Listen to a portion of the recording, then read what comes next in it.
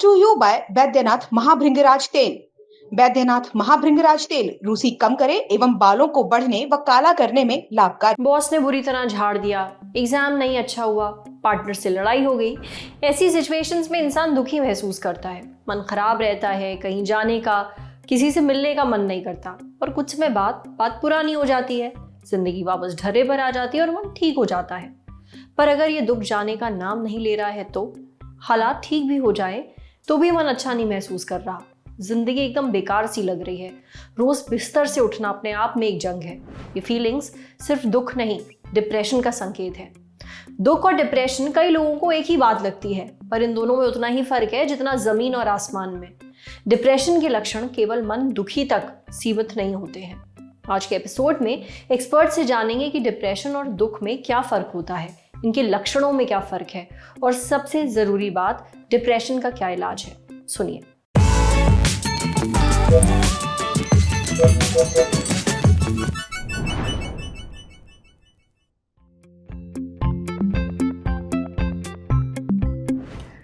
दुखी होना या खुश होना ये प्राकृतिक है। हर जीवित प्राणी परिस्थिति के अनुरूप चलता है और महसूस करता है। अच्छी परिस्थितियों में वो खुशी महसूस करता है, विपरीत परिस्थितियों में वो दुख महसूस करता है।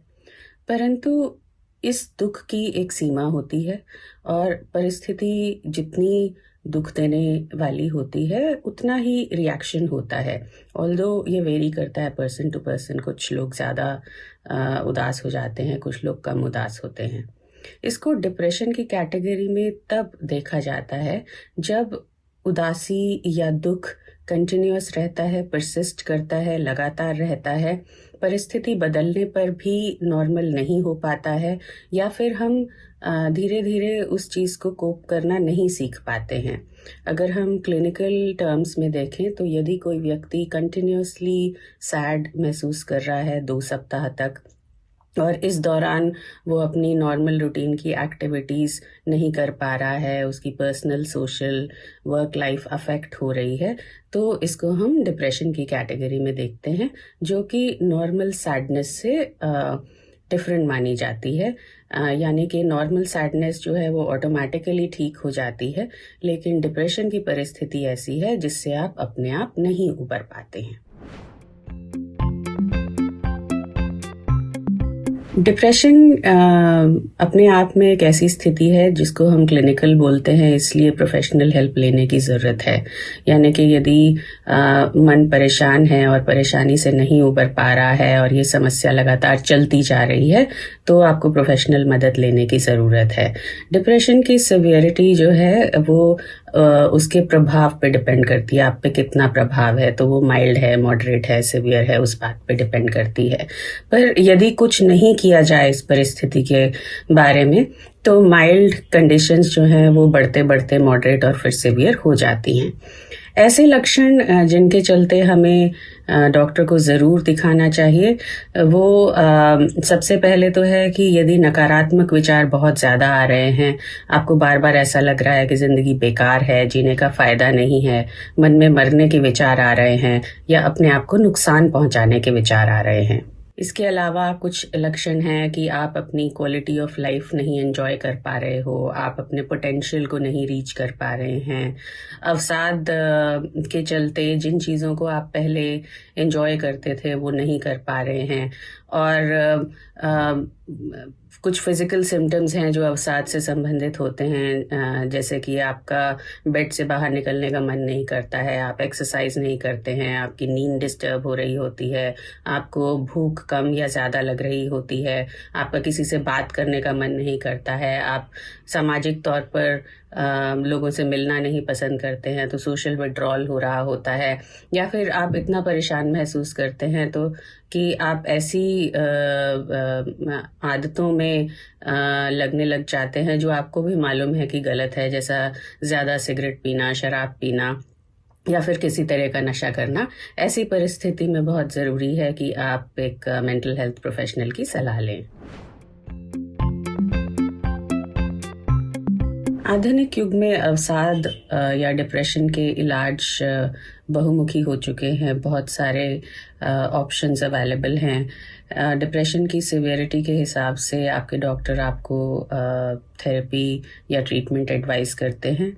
साइकोथेरेपी या जिसको टॉक थेरेपी बोला जाता है, माइल्ड टू मॉडरेट डिप्रेशन में काम आती है, जिसमें हम अपने मन को समझकर और अपनी स्ट्रेस कोपिंग स्ट्रैटेजीज़ को समझकर ऐसे अभ्यास या प्रैक्टिसेस करते हैं ताकि हमारा मन पॉजिटिविटी में जा सके, पॉजिटिव चीज़ों को देख सके।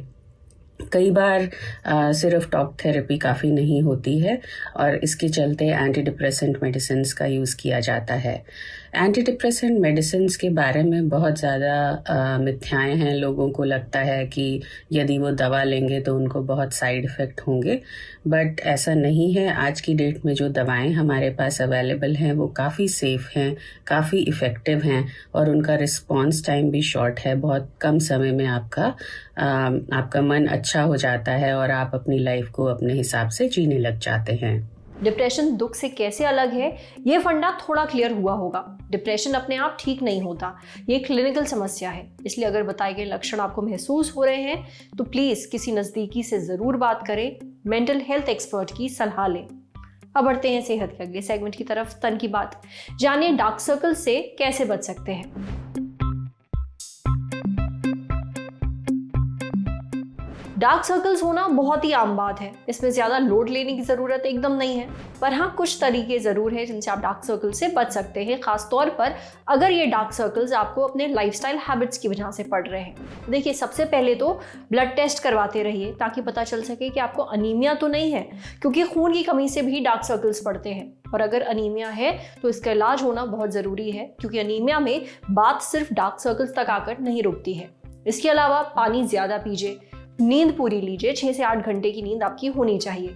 स्क्रीन टाइम कम करिए, ब्लू लाइट फिल्टर इस्तेमाल कर सकते हैं, स्क्रीन की ब्राइटनेस कम कर सकते हैं। इन सब चीज़ों से आपकी जो आंखें वो जल्दी थकेंगी नहीं। आधा घंटा काम करने के बाद 5 मिनट का रेस्ट ज़रूर लीजिए ताकि आपकी आंखें जो है वो थके ना और डार्क सर्कल्स ना पड़े। आप इसके लिए अपनी आंखें बंद करके थोड़ी देर रेस्ट कर सकते हैं। आंखों के आसपास जो स्किन है वो बहुत ही सेंसिटिव होती है, इसलिए उसका ख्याल रखना बहुत ज़रूरी है। आप अगर मेकअप लगाते हैं तो सोने से पहले उसे ज़रूर साफ कर लें, मॉइस्चराइज़र लगाइए, सनस्क्रीन का इस्तेमाल ज़रूर करिए। कई बार डार्क सर्कल्स जेनेटिक कारणों से होते हैं, इन्हें मैनेज करने के लिए डॉक्टर की सलाह आप ले सकते हैं, तो डॉक्टर को दिखाइए। काफ़ी सारे कॉस्मेटिक इलाज ऐसे हैं जो आजकल उपलब्ध हैं। समझे। अब आ रही है सेहत के अगले सेगमेंट की, खुराक यानी झकासी हेल्थ टिप। फ्लू हुआ है तो अपने खाने में अदरक ज़रूर लें। फ्लू है या फिर अभी रिकवर कर रहे हैं फ्लू से, तो अपनी डाइट में अदरक ज़रूर लें। इससे आपकी इम्यूनिटी मजबूत होती है। ये बैक्टीरिया, वायरस और शरीर के अंगों में होने वाली सूजन से बचाता है। इन्फेक्शन से होने वाली बीमारियों के खिलाफ आपकी इम्यूनिटी बढ़ाता है। इसे आप काढ़ा, चाय और सब्जी में अपने स्वाद अनुसार डाल सकते हैं। आज सेहत पर इतना ही। अगर आप एक डॉक्टर हैं, हमसे कुछ शेयर करना चाहते हैं, तो जो ईमेल आईडी इस वक्त आपको अपनी स्क्रीन पर दिख रही है उस पर हमें एक मेल भेज दीजिए। जाते जाते एक मजे की बात सुनते जाइए। ललन टॉप ने किताबों से जुड़ा एक नया डेली शो शुरू किया है, नाम है किताबी बातें, जिसमें होगी रोज एक नई किताब और उससे जुड़े रोचक प्रसंग। दोपहर 12 बजे तो जरूर देखिए।